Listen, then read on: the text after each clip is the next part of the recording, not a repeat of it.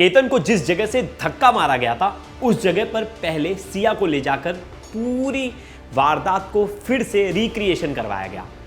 उसके कुछ दिन बाद यानी आज वही जगह पर सेम प्लेस पर चेतन को लेकर जाया जाता है जो सिया का बॉयफ्रेंड है और उससे भी सेम रिक्रिएशन करवाया जाता है।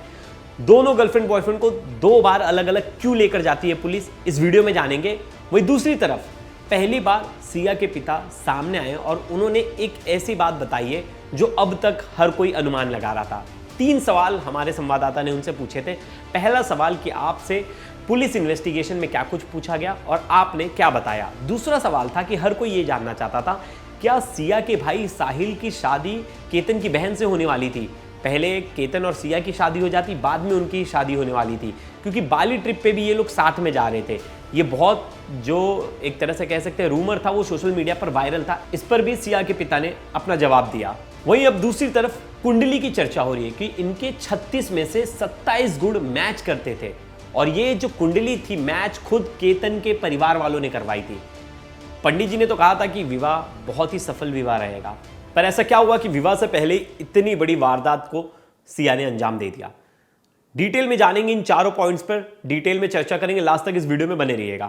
केतन की हत्या का खुलासा पहली बार तब हुआ था जब पुलिस कस्टडी में चेतन से पूछताछ की गई थी और चेतन ने बताया था कि कैसे सिया और वो दोनों मिलकर इस पूरी प्लानिंग के तहत केतन को धक्का मारा था। उसके बाद अगली सुबह सिया को गिरफ्तार कर लिया जाता है और सिया से भी सेम क्वेश्चन पूछा जाता है। दोनों आरोपियों को अलग अलग बिठाकर क्वेश्चनिंग की जाती है और उनके आंसर्स लिए जाते हैं। तो ऐसे सिया से भी क्वेश्चन पूछा गया। पहले सिया यहाँ वहाँ की बातें करने लगी, फिर वो जहाँ गलत होती फिर पुलिस उसे टोकते, बोलते कि चेतन ने तो ये कहा, फिर वो उसे करेक्ट करते। फिर दोनों की जब पूरी टाइमलाइन मैच होती तो पुलिस उसे एक परफेक्ट टाइमलाइन कहती कि ये परफेक्ट टाइमलाइन है, इसमें ये दोनों कहीं झूठ नहीं बोल रहे। अब सीन रिक्रिएशन की बारी आती है। सीन रिक्रिएशन कि पुलिस वालों को जानना था कि एक्चुअल में इंसिडेंट उस रात को हुआ क्या था, वो पूरी वारदात हुई कैसे थी, क्या उसके पीछे की वजह थी, कब क्या कम्युनिकेशन हुई, कैसे धक्का मारा, कहां से धक्का मारा, ये सब कुछ पुलिस को जानना होता है। तभी पुलिस डिटेल इन्वेस्टिगेशन कोर्ट में प्रोड्यूस कर पाती है, चार्जशीट में भी बता पाती है कहां से क्या हुआ और पुलिस को एक हेल्प मिलता है कि पुलिस उस इन्वेस्टिगेशन में कुछ और तथ्य जोड़ सके। अब ऐसे में पहली बार सिया को वो सेम जगह पर, ये देखिए फुटेज देखिए, सिया को उस सेम पहाड़ी पर लेकर जाया जा रहा है जो फोर्ट है, किला है उस पर, और उन सब चीज़ों के बारे में बारीकी से जाना जा रहा है कि पहले आप कहाँ गए, आप कहाँ खड़े हुए, आप यहाँ से क्या किए। और सिया से बकायदा पूरी टाइमलाइन पूछी गई कि कितने देर बाद आप कहाँ रुके थे और सिया ने बकायदा बताया भी हम रेस्ट करने के लिए 5 मिनट यहाँ रुके, हम फिर वॉक करके ऊपर गए, ऊपर से हमने पूरा व्यू देखा, फिर हमने 1-2 फोटो क्लिक की, फिर यहाँ से हम ऊपर गए और वो जो एज वाला पॉइंट था जहाँ से केतन को धक्का मारा गया था वहाँ पूरा सीन वापस से रिक्रिएट किया गया। मतलब बताया गया कि बताओ तुमने क्या कुछ किया था उस दिन, और सिया ने बकायदा वहाँ जाकर सीन रिक्रिएट किया। वहाँ कैमरा अलाउड्स नहीं थे लेकिन नीचे से जितने विजुअल्स बन पाए रिपोर्टर्स ने उन विजुअल्स को कैप्चर कर लिया। अब दूसरी तरफ सिया के साथ ही क्यों नहीं लेकर गए चेतन को, उस अलग क्यों लेकर गए। फिर आज 1 तारीख है, 1 जुलाई, और आज जो है चेतन को लेकर जाते हैं सेम किले पर और उस किले पर फिर से रिक्रिएशन करवाते हैं। चेतन से बकायदा सेम चीज़ें पूछते हैं, तुम कहाँ गए थे, पहले ये तुम दोनों को कहाँ मिले, तुमने कहाँ गाड़ी खड़ा की, तुम ऊपर गए तो कितने देर रुके, कहाँ कितना टाइम तुमने इन्वेस्ट किया, और सेम रिक्रिएशन। और फिर ऊपर ले जाकर एक डमी डेड बॉडी, यानी जो है केतन के वेट की, केतन का जितना वजन था, केतन की जितनी कद काटी थी, उस कद काटी का एक डमी डेड बॉडी लेकर आया गया और उसे वहाँ रखा गया और उसे धक्का मरवाया गया कि धक्का मारने पर यहाँ से शख्स कितना दूर जाकर गिरेगा। अकेले धक्का मारे थे कि दोनों ने साथ में मारा था, तभी चीज़ें क्लियर होगी।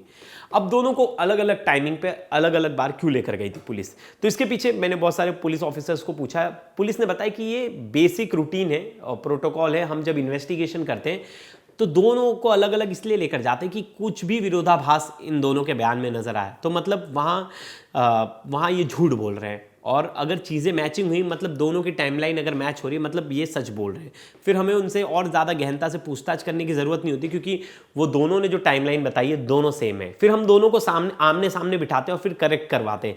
जब दो आरोपी आमने सामने बैठते हैं और जब वो बोलते हैं कि मैं यहाँ 5 मिनट रुका था और सिया बोल रही कि 6 मिनट, तब वो आपस में ही उनसे बहस करवाते हैं। ये तो 6 मिनट बोल रहा है, तुम 5 मिनट, मतलब तुम दोनों में से कोई झूठ बोल रहा है।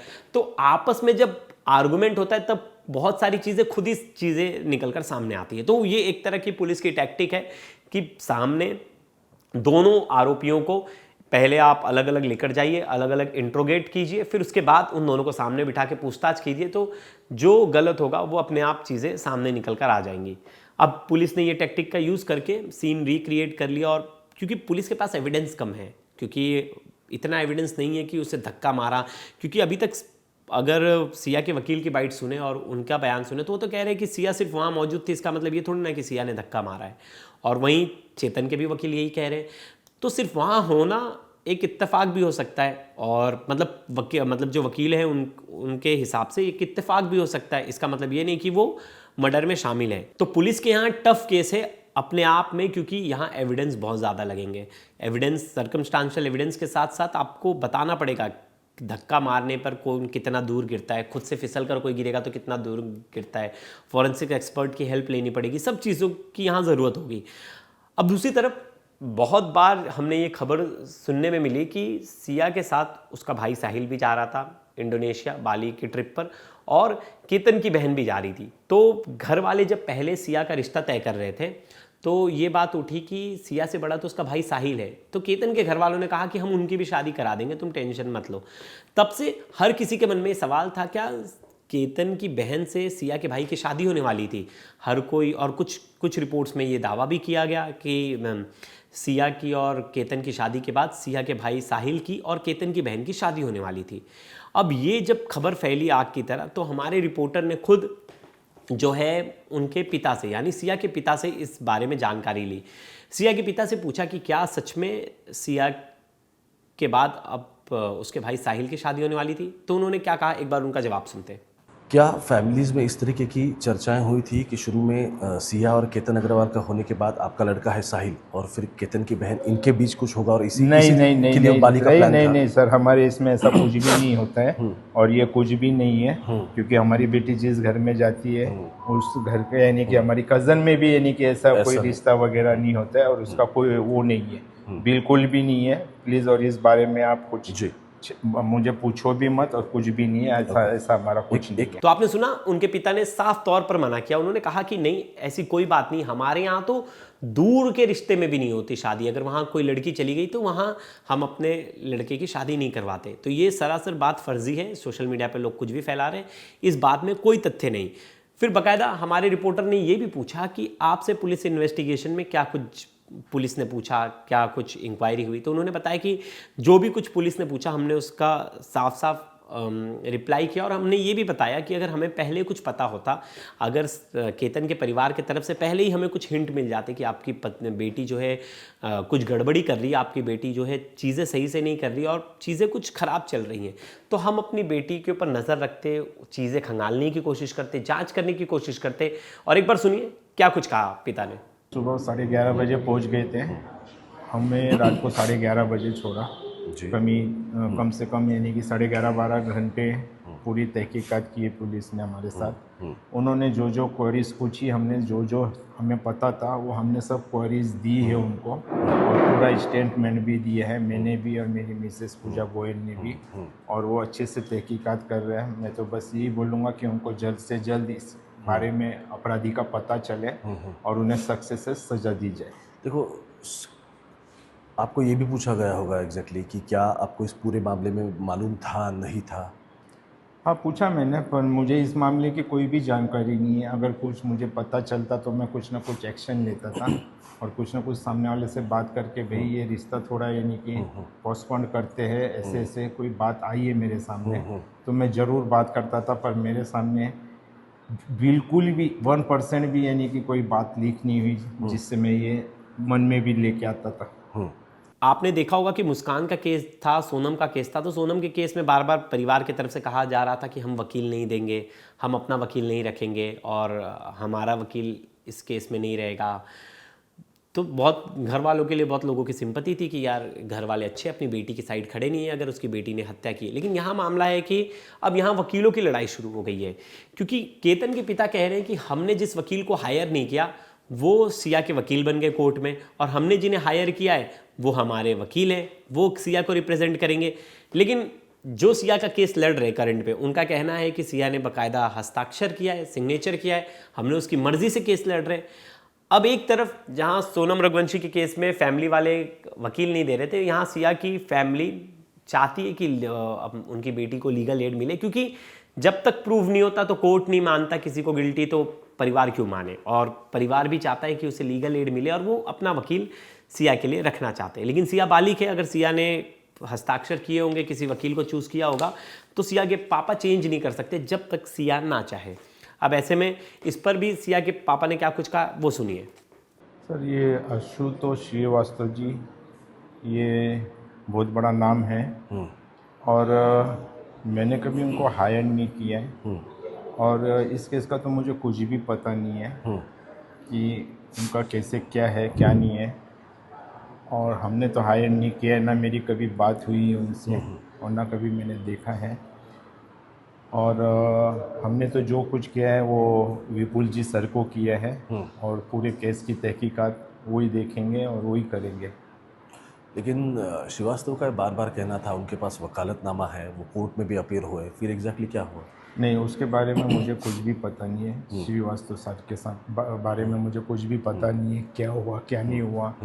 मेरी बेटी ने उनको सिग्नेचर दिए, उनको भी कुछ पता नहीं हुआ, उन्होंने तो बस वो कुछ देखा नहीं है और एक वकालत के नाम के वो हिसाब से सही कर दी होगी, बाकी हमने उनको कभी हायर नहीं किया। इन सब के बीच आज, क्योंकि इनकी कस्टडी 3 दिन के लिए बढ़ा दी गई और 2 दिन बचे हैं, अब जो आज का रिक्रिएशन हुआ, हमारे संवाददाता ने ये जानने की कोशिश की कि रिक्रिएशन क्यों हुआ, क्या कुछ पता चला आपको रिक्रिएशन में, और क्या नई चीज़ें आपको इसमें मालूमात हुई, क्योंकि इन्वेस्टिगेशन ही इसलिए किया जा रहा है इतना डिटेल में कि बहुत सारे सबूत इकट्ठा हो, कोई नई जानकारी है तो वो लोगों तक सामने आए। तो एक बार सुनते हैं, हमारे संवाददाता ने पुलिस ऑफिसर से बात किया, उन्होंने क्या कुछ बताया। आज हमने सुबह चेतन चौधरी को, जो अक्यूज्ड है, उनको हम जो भी घटनास्थल है वहाँ पे रिक्रिएशन के लिए लेके गए थे और जैसी घटना हुई उस हिसाब से हमने मेमोरेंडम में वो रिक्रिएशन किया हुआ है। लेकिन कहाँ मतलब उसको ले जाया गया, क्योंकि क्राइम में यानी कि सीसीटीवी में दिखाई दे रहा है कि चेतन जो है सिया और केतन के पीछे है, मतलब इसी तरह से वो रिक्रिएशन किया गया है। जैसी सिचुएशन थी उस हिसाब से अक्यूज ने जैसे बताया हमने वो स्पॉट रिक्रिएट किया हुआ था क्राइम में। लोहगढ़ पर कितने जो है ठिकानों पर वो रुके थे और उसके बाद इस घटना को अंजाम दिया था? जैसे मैंने कहा, जहाँ जहाँ वो रुके थे, वो जहाँ पे उन्होंने स्पॉट दिखाए वो हमने ठिकानों पर रुके थे वहाँ पे। वो अभी इन्वेस्टिगेशन का पार्ट है, पर जहाँ रुके थे उन्होंने हमें बताया। भी यूज किया है, कितने किलो का था और किस तरह से धक्का दिया गया? हाँ, हमने डमी का यूज़ किया था। केतन जो ये हुए हैं इसमें, उनका जो वेट था उसके वजन का हमने डमी यूज़ किया था उसमें। लेकिन सिया को भी आपने मतलब केतन को धक्का देने का जो रिक्रिएशन किया था, अब जो चौधरी है उसको भी धक्का देने का ये किया रिक्रिएशन, मतलब ये दोनों आरोप लगा रहे हैं एक दूसरे पर। ये पार्ट ऑफ इन्वेस्टिगेशन है, हम अलग अलग उसमें हमने चेक किया कि कैसे कैसे सिचुएशन हुई थी। सिया का केस दिन पर दिन पेचीदा होता जा रहा है, क्योंकि इसमें नए नए फैक्ट्स निकल कर आ रहे हैं, नई नई चीज़ें निकल कर आ रही हैं। कुछ दिन पहले एक खबर सोशल मीडिया पर वायरल हुई कि 1 करोड़ के लिए जो है सिया ने केतन की हत्या कर दी। सिया ने 1 करोड़ रुपए लेके जो है चेतन को दिया, लेकिन इसका कोई फाइनेंशियल रिकॉर्ड, कोई ट्रैक नहीं है, कुछ भी नहीं है। ये खबर कहाँ से उड़ के आई, कहाँ लोगों तक पहुँची, इसके बारे में कोई इन्फॉर्मेशन नहीं है। और वहीं दूसरी तरफ एक और खबर थी कि सिया अपने घर वालों से बगावत करने की कोशिश की थी, लेकिन सिया ने इसलिए नहीं किया कि उसे लगा कि उसके पापा को सदमा लग जाएगा, उसके पापा को ये चीज़ें बुरी लगेंगी और कहीं ना कहीं उनकी बदनामी होगी अगर वो केतन से रिश्ता तोड़ती हैं और अगर वो चेतन के साथ कंटिन्यू करती हैं। तो ये तमाम ऐसी चीज़ें थी जो सोशल मीडिया पर बहुत ज़्यादा वायरल है और इनके पीछे कोई तथ्य तो है नहीं कि कोई ऐसा कोई सबूत हो या इन्फॉर्मेशन हो कि जो लोगों के सामने आए तो पता चले कि खबर सही है कि गलत है, लेकिन अभी तक मेरे पास ऐसी कोई पुख्ता इन्फॉर्मेशन नहीं आई है कि सच में 1 करोड़ के लिए जो है सिया ने केतन को मरवा दिया। ऐसी कोई अभी इन्फॉर्मेशन नहीं है, ना कोई ऐसा बैंक का ट्रांजैक्शन मिला है, ना कोई ऐसा कि गूगल पे वगैरह कर दिया कि 2-2 लाख 10-10 लाख रुपए पैसे कर दिए, तो ऐसा कोई ट्रांजैक्शन नहीं मिला है। तो ये खबर भी सरासर फर्जी एक तरह से आप मान लीजिए।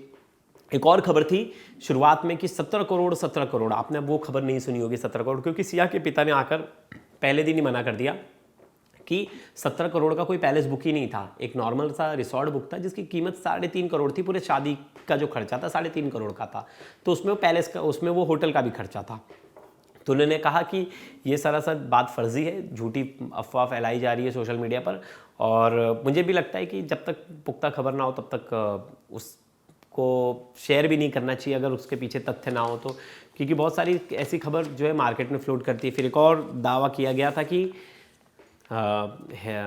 हेयर पैच वाला कि वो वीग लगाता, तो वीग नहीं हेयर पैच लगाता था, और उन बाकायदा केतन के पापा ने कहा कि ये बात सिया की फैमिली को पता था और ये बात सिया को भी पता था। तो ये कोई रीज़न नहीं हो सकता हत्या करने का। हत्या करने के मल्टीपल रीजंस होते हैं, बाकायदा कोई एक रीज़न नहीं होगा कि एक रीज़न के कारण कोई किसी की हत्या कर दे।